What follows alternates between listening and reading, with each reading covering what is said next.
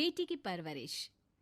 जिंदगी किसी को किस मोड़ तक ला सकती है। एक दिन कविता अपने पति से कहती है, कौन है ये बच्ची, बताते क्यों नहीं, क्यों लेकर आए हो इसे यहाँ? कविता, ये मेरी बच्ची है। माँ पापा मेरी शादी शिवानी से करने के लिए मान नहीं रहे थे, लेकिन मैं उससे बहुत प्यार करता था। अब वो इस दुनिया में नहीं है, लेकिन सन्निका की जिम्मेदारी मेरी है। इसे मैं अपने पास ही रखूंगा। कविता ये देखकर सुनकर सन्न रह जाती है।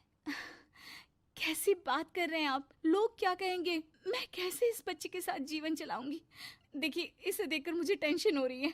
आप इसे ले जाइए यहाँ से। मेरी भी तो बेटी है, मैं उसका हक कैसे मार दूं? दिनेश कविता को किसी तरह समझा लेता है। देखो सन्निका, ये आज से तुम्हारी माँ है, इन्हें तुम्हें माँ कहना है। कविता को तो सन्निका को देखना भी गवारा नहीं है, फिर वो उसकी माँ कैसे बन पाती? और शायद दिनेश भी ये हकीकत जानता था। कुछ साल बाद देखिए, अब राधिका बड़ी हो गई है, उसके लिए किसी अच्छे घर का रिश्ता देखिए ना। शादी तो करवानी है ना? हाँ, लेकिन सन्निका उससे बड़ी है, पहले तो उसकी शादी तय करेंगे ना। जमाना जानता है कि वो एक नाजायज लड़की है, कोई उससे शादी क्यों करेगा?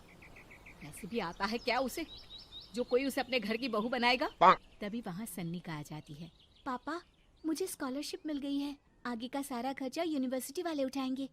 मैं कल ही वहाँ हॉस्टल में शिफ्ट हो रही हूँ। लो, सुना दिया ना फैसला। अरे अब क्यों शिफ्ट हो रही हो? पहले ही हो जाती शिफ्ट। दुनिया में यूं कालिक तो ना होती हमारी। क्या यार कविता, एक तो खुशी की बात है कि लड़की को कुछ आगे बढ़ने पढ़ने का मौका मिल रहा है, लेकिन नहीं, तुमको तो केवल ताना मारना ही आता है। जाकर देखो शिवानी क्या कर रही है। अरे हाँ, मैं शिवानी को दूध देना भूल गई, वो कैसे उठेगी? कविता को ये सुनकर गुस्सा आ जाता है। हाँ हाँ, अपनी किताबों से फुर्सत मिले तब ना। मेरी बेटी ना कुछ खाए ना कुछ पिए, यही तो चाहती हो तुम। सन्निका, जिसने कभी कविता से बात ही नहीं की थी, क्योंकि वो उसे हमेशा कोसती, वो वहाँ से बिना कुछ कहे निकल जाती है। खाना तो पूरा बन गया, अब जाकर आराम से पैकिंग करती हूँ, कल वक्त से निकल जाऊंगी। देखिए जी, वैसे तो ये लड़की मुझे एक आंख पसंद नहीं, अपने कमरे में पैकिंग कर रही है। अरे मुझसे तो कभी बात भी नहीं करती। आप साफ साफ बोल दीजिए उसे कि घर से जाएगी तो सारा काम कौन करेगा? उसकी माँ। माँ का नाम सुनकर सन्निका भी वहाँ आ जाती है। नहीं, वो कैसे करेंगी, वो तो मर गई है ना। उस मनहूस औरत को मेरे घर में याद करने की कोई जरूरत नहीं है, समझी? वैसे भी ना होते हुए भी तेरी शक्ल में लगता है कि वो हमारे बीच में ही है हमेशा से। तो ठीक है ना, जब जा रही हूँ तो क्यों प्रॉब्लम हो रही है आपको? सन्निका घर से निकल रही थी। कविता ना चाहते हुए भी सन्निका को रोक लेना चाहती थी, और वजह थी सिर्फ उसकी सोशल लाइफ का डिस्टर्ब हो जाना। किटी में कविता की सहेलियाँ कहती हैं, क्या बात है, तू परेशान सी लग रही है, सब ठीक तो है ना? क्या हुआ, उस सन्निका ने फिर कोई तमाशा किया क्या? अरे नहीं नहीं, चली गई, वो तो ऑक्सफोर्ड की कोई NGO है, उसकी स्कॉलरशिप मिली है। मेरा भाई बता रहा था कि उसका तो फ्यूचर ब्राइट है। अरे चल ना, तुझे क्या, तेरा तो पीछा छूटा उससे। अरे कैसे क्या नहीं, घर का सारा काम करती थी। इसकी छोटी बेटी को भी तो उसी ने संभाला था, याद है?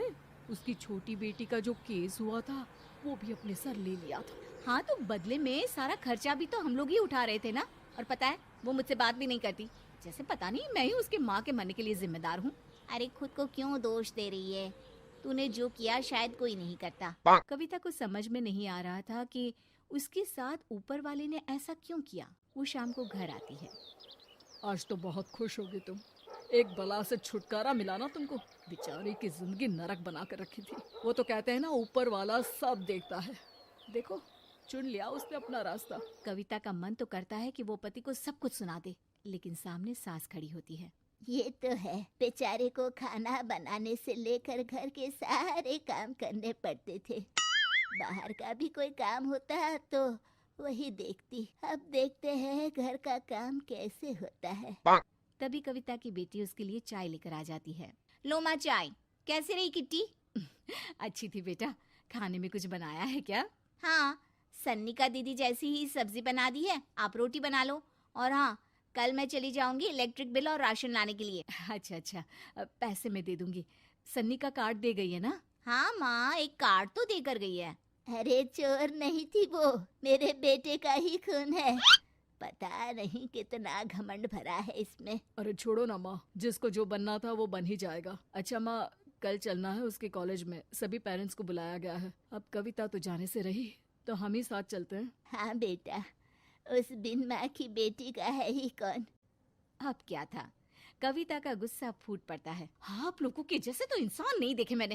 अरे मेरे सामने ही अपनी नाजायज बेटी को लाकर बिठा दिया। रोज मैं उसे देखती तो एहसास होता कि कैसे आपने मुझे इतना बड़ा धोखा दिया। जरा सोचिए तो, अगर ऐसा ही कुछ मैंने किया होता तो। अरे रहने दे, क्या नहीं किया तूने उसके बदले में। उस मासूम के साथ क्या क्या करती थी सब जानते हैं हम। अरे छोड़ो ना माँ, ये तो एक बात लेकर बैठ जाती है। चलो सोने चलते हैं। अगले दिन दिनेश और उसकी माँ सन्निका के कॉलेज में जाते हैं। कैसी हो बेटा, मेरा नाम रोशन करना। जरूर पापा। ये ले बेटा, पैसे रख ले। नहीं, वो कविता ने काट दिया है। अरे बेटा, वो माँ है तुम्हारी, उसका नाम क्यों लेती हो? अरे हटाओ भी, क्या ही क्या है उसने इसके लिए, क्यों माँ बोले। तभी वहाँ सन्निका की टीचर आ जाती हैं। सन्निका की माँ नहीं आई? जी नहीं, वो घर में बेटी है ना, सबका एक साथ आना तो मुमकिन नहीं था। तो उन्हें भेज देते, हम सभी उनसे मिलना चाहते हैं। मानना पड़ेगा, बहुत अच्छी तरह से पाला है उन्होंने अपनी बेटी को। क्या घर का काम, क्या बाहर का, कॉन्फिडेंस तो कूट कूट कर भरा है। पैसे रुपये के लिए भी इसे किसी का मुंह नहीं देखना पड़ता। स्कूली शिक्षा भी लाजवाब है। पिता और दादी को एहसास होता है कि जिस कविता के पालन पोषण पर उन्हें हमेशा से शक रहा, वो सन्निका के भविष्य के लिए किसी वरदान जैसा साबित हुआ।